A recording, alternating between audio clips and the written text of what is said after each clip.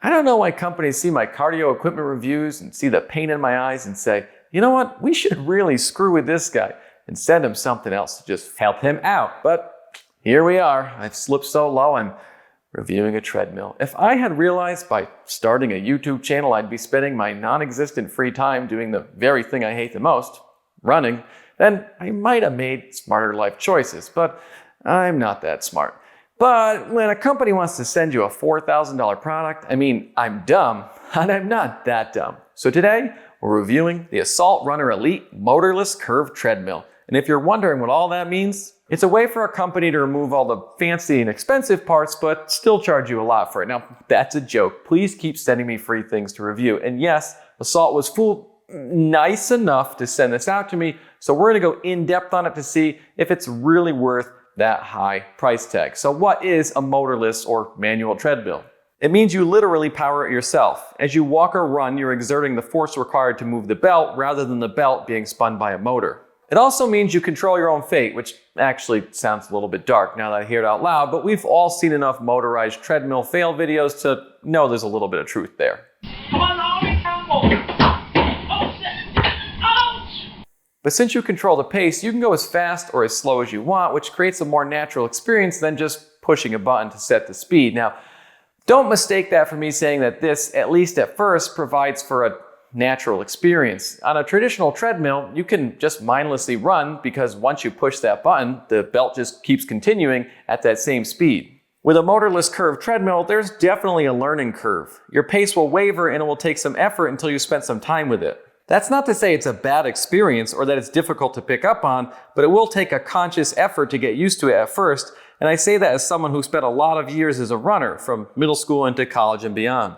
Now, I don't want to spend too much time talking about my track career, so I don't trigger that one guy who says I bring it up every 3 videos, even though I've mentioned it 3 times in 90 videos, you know, on my fitness channel, but it does seem kind of pertinent to mention here. And one of my greatest strengths as a track athlete was my pacing. I've completed enough intervals and put on so many miles that it kind of became second nature. But even with me, I had trouble in the beginning with my pacing on this thing. But at the same time, my 7-year-old jumped right on it and ran without issue. I'd say it's because I've programmed myself so much over the years, and that is part of it, but it does take some getting used to and isn't entirely a natural feeling, at least at first.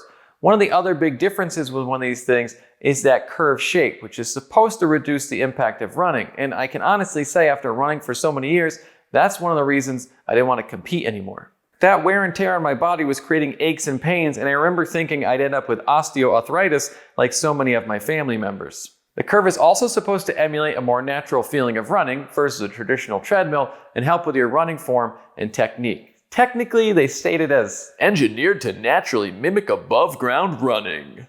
And while I do tend to do most of my running above ground, I'm not really sure how natural any treadmill feels. And that's not a knock against them, it's just that it's a hard thing to recreate. But I do enjoy running on this more than a traditional treadmill.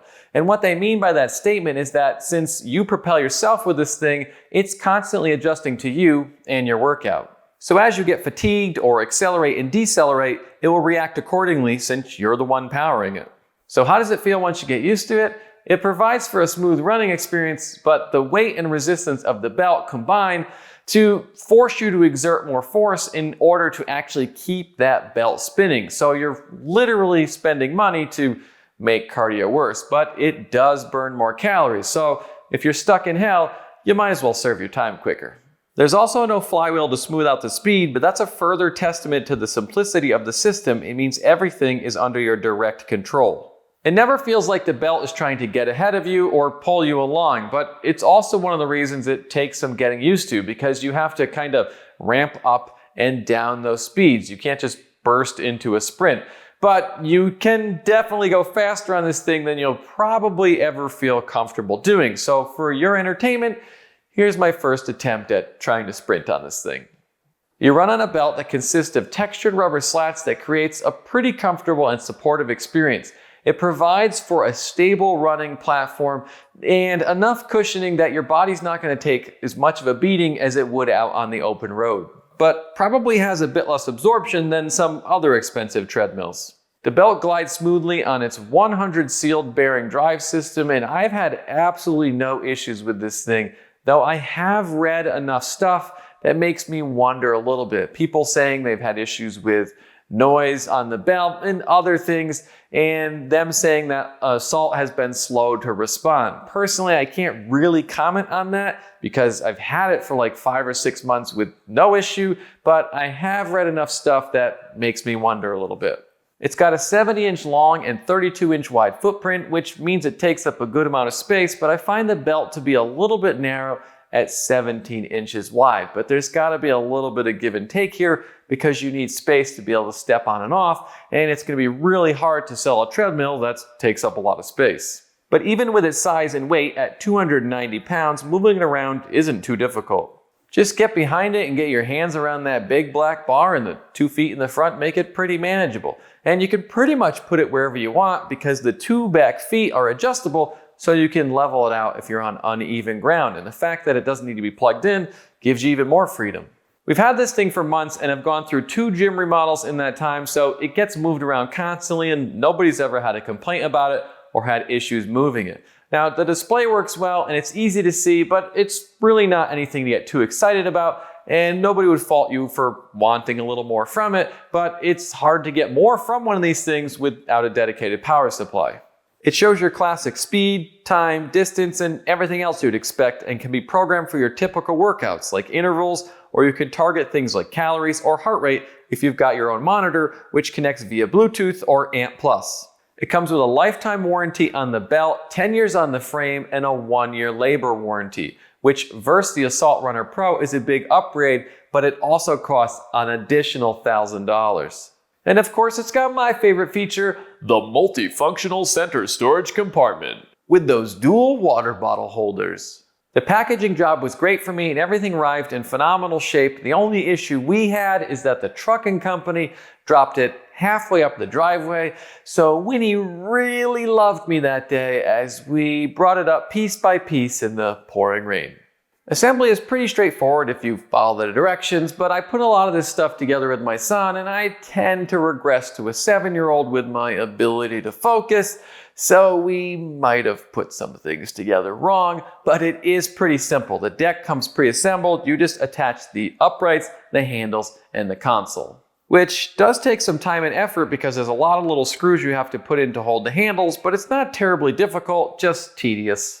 Overall, it's a well-made but very expensive piece of equipment, which means you're going to have high expectations. The handles are large, solid, and stable, which is great in case you misstep and need to grab them, or just for the general sense of security they provide. I actually like to hold them as I'm warming up my hamstrings before I deadlift. And I'll take these long, exaggerated strides with the handles basically supporting me and very little of my weight actually on the belt itself, and they're rock solid. I also think that the handles could be done a little bit better because one of the most common complaints you'll find about this thing is when you put these handles together, they don't always fit together perfectly, so you might end up with a little bit of a gap in the seams. The internal steel frame is solid and stable, which helps attribute to that 400-pound weight capacity, but there is a good amount of plastic on this thing, like these side shrouds, and you could argue that it helps cut down on cost and weight, but it also makes me wonder a little bit where that price tag comes from.